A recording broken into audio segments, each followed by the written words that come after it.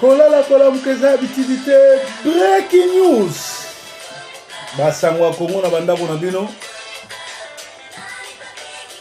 Nani babengi mokolo mboka? Mokolo mboka lakisa bizaleli ya mokolo mboka.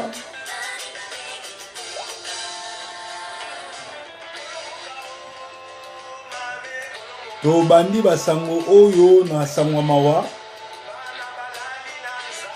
Koyeb sabino ke journaliste monene na mboka Londres na kombo Ekanga aza kolela yaya na ya liboso akufi na Kinshasa. Matanga ezali bongo pa Sermeje na Londres. Bao nyonso bayebi Ekanga, bao nyonso bayebi Sermeje. Bible lobito lela naba oyo bazolela. Ekanga mes condoléances. Basango ya Congo tellement lelo ma solo eza kitoko mingi basango eza ebele. Toleli pe mingi. En tout cas, nalingi to banda na mwa liseki. Botala buzo bandi nezo le kaka na l'église. Batinde linga elema oyo. Avant to banda breaking news to landa wanga na bino. Assemblée du Père, amen, amen. Alléluia. Amen, amen. Alléluia. Comme vous le savez tous, après les offrandes, c'est l'heure des témoignages. Nous avons le vrai plaisir, le réel plaisir d'appeler ici devant vous un frère qui autrefois était Koulouna et aujourd'hui s'est converti dans le Seigneur. Il va s'approcher pour prier et témoigner. Il est où? Il est où mon frère? Ah voilà, il est là. Applaudissez très très fort pour le Seigneur. Frère, sois micro. Merci beaucoup, pasteur. Bakorona, bamoro, amen, amen. Alléluia. Bamafan de Kodi, amen, amen. Alléluia. Komona ngakwe yakuza. Mena nenga bonzambe. Na koma frère Abraham. Indenge hapo inale kuluna. Na juba batu ba machette fort kona lukala. Na soa kimiate. Efuta na boloko bani. Una na kemba mabe. Baya ya boloko ya fo. Na sengi na baya na ngatu ya kuluna. Batika ko papa machette kona lukala. Po Yesu na Golgotha bapapa ye mama na libonga bonga na toke mbali sute. Ya ya batela fi. Ya mba Yesu zwa kimia ya.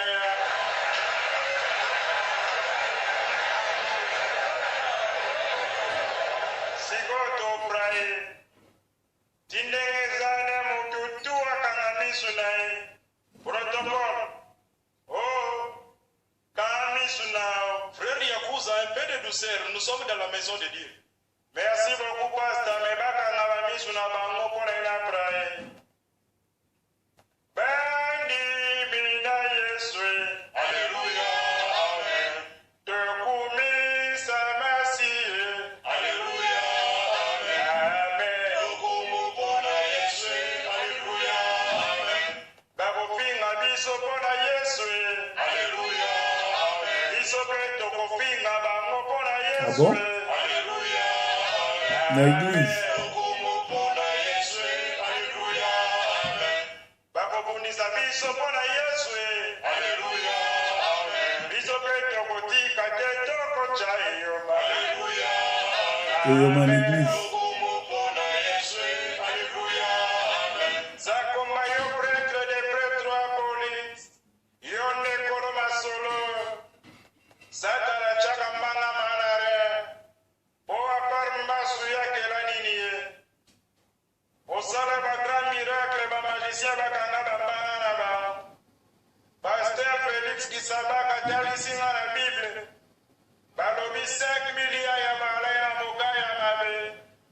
Balakisi yo 5 pesos na dembolongo. 5 pesos na dembolo. Baya badambe balembi batiki mikokoli ya mabana balopela poisson. Bapostolo no baye ba récupérer. Oya lembia ya kashe yo père. Oya akopa maya piyo. Nabenga kayo gramokeli. Poso kinatali mwana soso.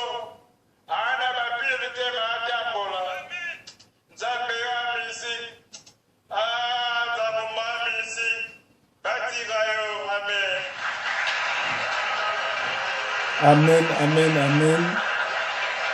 Oyo eza ba réalité eza na kati ya l'église de l'eau ba yanke na bandoki na miyibi basangani ekomi potopoto. Likambo solo alobi ezali ke Yesu amokeli ba yanke ba miyibi batika miyibi baluka église ya solo ba kende ko sambela. Alors tozali bongo na basangwa Congo na bamboka na bino ezali bongo spécialité. Il y a Proverbe 30-30, on dirait qu'il y a Sentinelle TV, Tozo le capé na Sofkins TV, Tozo le capé na Congo Flash, et puis na petite sœur na biso, la bouche autorisée, Azo Betanef azan à côté. Basanoni Toza na ngona mukolo alelo, le 6 janvier. Alors, les inciviques de la majorité présidentielle comme Yves Kisombe, Mende, Rouberoua, Kaméré et consorts sont tous désemparés car l'argent facile que les criminels rwandais les octroyaient au prix du sang des millions de Congolais sera bientôt de l'histoire ancienne et les peuples congolais s'occuperont d'eux. Donc, ndenge ba lingala ba nyangala kata nyonso na ba senzi na ba incivique oyo balandi ba rwandais ba criminel na ba occupant ba mbongo oyo bazali kozwa ya facile oyo zotinda bango basala bozoba na ba déclaration na bango baye bango ke kala mingi te ekozala histoire ya kala pe peuple la kosokipaka na bango baye ba resika bakokimelaka. Alors nous avons leurs vidéos et toutes leurs tweets ou livres comme preuve à conviction. Tous en a vidéo na bino, tous en a livre bokoma, tous en a tweet na ba biloko bo partager na ba Facebook na ba wapi et vous avez la matière à conviction et mukoloto kanga bino. Nakatanga et Indaki Lobby, plusieurs femmes et militants ont été présents au parquet de Katanga pour soutenir Kyungu, le Baba Wakatanga. Le procès a duré 1 heure et Kyungu est sorti libre en attendant les prochaines convocations. Ils doivent creuser davantage parce qu'ils n'ont rien trouvé dans ce dossier. Nalingala, Mutoto Wakatanga, Kyungu abimaki lobi maboko pamba me liboso ya tribunal de la paix bato bazalaki ebele ba mama bana na mikolo ba ekozela soki ka ba mekai ko kanga ngeke yinda me juge alobi azonga na kimia il faut batimola na mozindo po baluka ba preuve po na siko juge avocat na alobi bazo c'est la procès mususu en attendant ndeko na biso azongi kimia na ndako. Kanyama un caporal Soginani a commissariat général abimisi je mususu ya sika kokanga ba jeune tout o bazana basuki ya rasta to yebite azo sala bango nini ba oya liboso bakangaki plus de 5000 bazo bomba bomaki déjà 500 na kankokolo ba mususu baza porté disparu et lelo oyo Kanyama akomi kokanga susu ba jeune oyo batie ba rasta to yebite soki bato Semko basango bato a rassemblement bazola de la dossier oyo ya ba jeune nyonso bakanga parce que ekomi lokola lipate ya mabe pe ekosukela ka bango mabe. Kanyama oyo pour la première fois na vie ya armée congolaise a organisé ki repas na basoda biloko yango baliaki biloko ezanga tina mais basaleli yango makelele pe batie na Facebook eza kokamwa soki armée mobimba ya Congo kolia basoda bakomi kotia yango na Facebook mais bale pona le 1er janvier et bongo le 2 le 3 le 4 ti le 31 décembre bakolia nini donc boke banabino ba incivique pe basoda nyonso congolais bozwa formation bozala minduki bozo mona ndenge bazo nyokola peuple ndenge bazo boma peuple pourtant bo la patseleka ke makila na bino likolo na ekolo lokola bozo koka ko éliminer ba Rwandais te bazo nyokola bino bazo boma bino tokosalaka procès na ba soda nyonso ya Congo ba oyo bazali gradé pe basalaki eloko moko te na makambo surtout ezoleka na Congo eza mawa mingi. Alors tozali kaka na basango ya Congo bakango basango mususu eyeli biso lelo ba Congolais balingi lisusu koyoka kombo ya MLCT ni ya PPRD ni ya UNC oyo ezali ba parti euta na Uganda pe na Rwanda malgré ndoki ya Eve Bazaiba auti ko signé accord pondenge diaspora etombokelie pe Jean-Pierre Mbemba na prison asiliki alobi bayela ya accord wana ya signé. Alors tango ba mama nyonso mokili baboya kopesa bana na bango kombo Eve parce que Ève égale la première femme qui a introduit Satan dans le monde. La femme qui a péché à l'Éden s'appelait Ève. Et ça, quand moi, si on parent na Ève, appelle ça comme Ève. Sorry, pour Azali Bongo, vase communicante, oyo, écoute, ça, Satan na lombango. Ata signé, caché na baby, batwa ebi buduzo banyo surtout asala kili na kati ya nini. Il y a dialogue, pendenge à côté là qui va taper perdre, pe baebite Vital Kamerhe somba qui est pour rouler pour Kabila. Donc batu balingi suko yoka kombo MLCT ni ya ANC ni ya PPRD pour baebi eza ba parti ya ba Rwandais to ya ba Ugandais eza ba parti oyo e ya kaka koluka mbongo pe ko benisa makila ya ba Congolais. Tozali kana basango ya Congo oyo to bongiseli bino pona lelo. Alors ndeko wana balobi lumbe ekozwaye partout akotambolaka ndenge na lobi na mokili mobimba bapesa nanu mwana mwasi kombo ya FT mais ye elle est la femme qui a fait entrer les péchés. Bato mosu bazo kamwa weti azalaka kizengi azalaka ndoki to azalaka zoba po bato ebele balobi aza Rwandais pe aza incivique. Alors toko corrigeaka ye pe ba vidéo na ye ezali ba pièce à conviction parce que ce monsieur se permet ya kosa la vidéo kolobake après Kabila ekozala désert ndenge bato balelaki Mobutu weti na biso likamoko même mwasi oyo azobotana Kabila alingaka Kabila te. Kabila aza mal aimé, même bandeko ne moko balingi mbongo na ye, balingi pouvoir ne balingi ete. Kabila c'est un problème, Kabila c'est un démon, et ça na mutu moko te même ba oyo bazo travailler na Kabila bata pe perdre balinga Kabila te.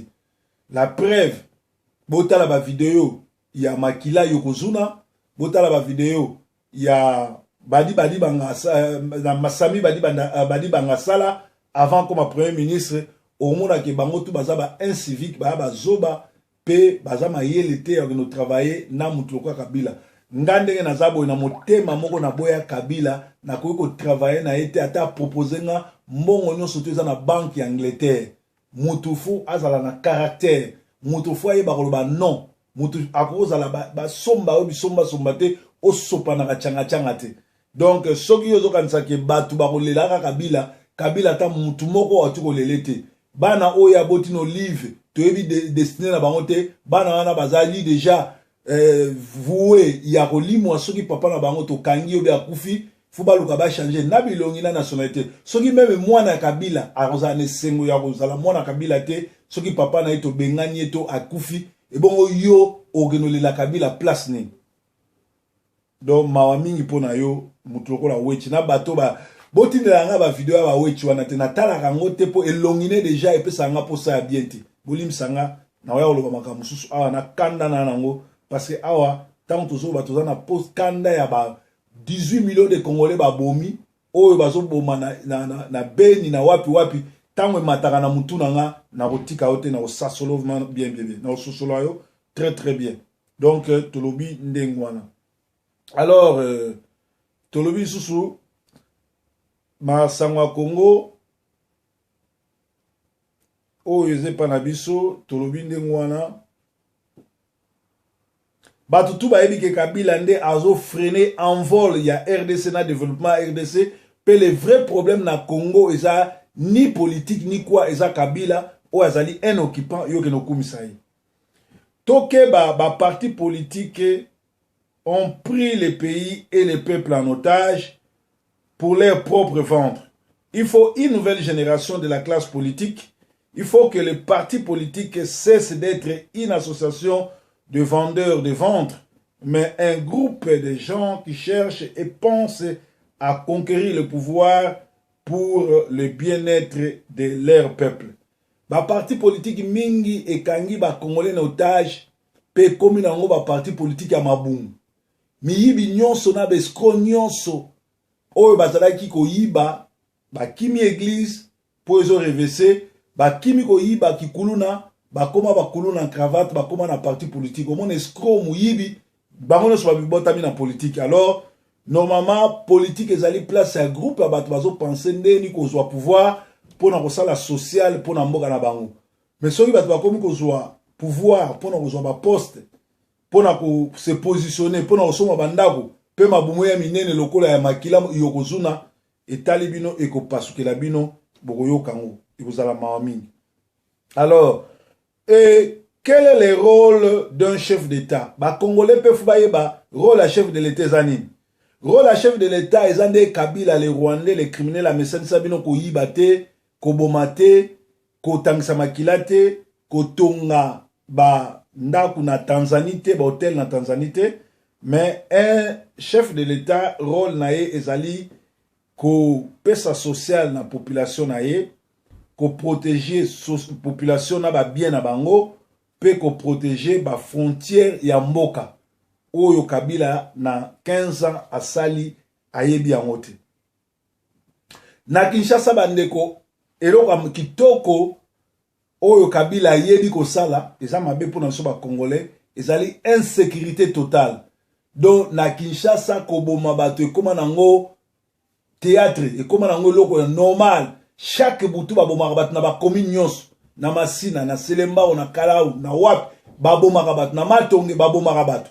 Nani oyo azo créer insécurité ndengwana pe bazo lingaka tika la président Congo tango ye moko azo koka ko sécuriser ba population na été.